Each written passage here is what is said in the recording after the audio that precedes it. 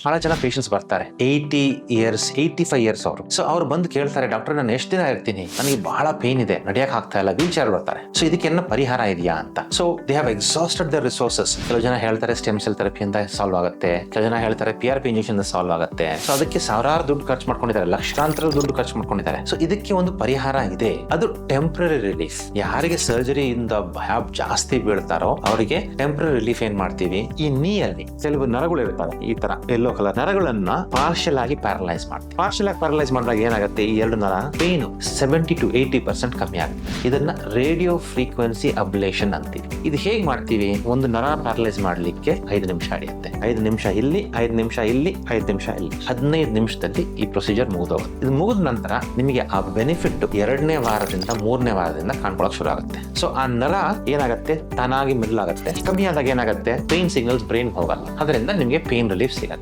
ಈ ವಿಡಿಯೋನ ಆದಷ್ಟು ಜನಗಳಿಗೆ ತಿಳಿಸ್ಕೊಡಿ. ಯಾಕಂದ್ರೆ ನಾನು ಬಹಳ ಪೇಷಂಟ್ಸ್ ನೋಡಿದ್ದೀನಿ, ಕಷ್ಟಪಟ್ಟು ದುಡ್ಡನ್ನ ವೇಸ್ಟ್ ಮಾಡ್ಕೊಂತ ಇದಾರೆ ರಾಂಗ್ ಟ್ರೀಟ್ಮೆಂಟ್ಸ್ ತಗೊಂಡು.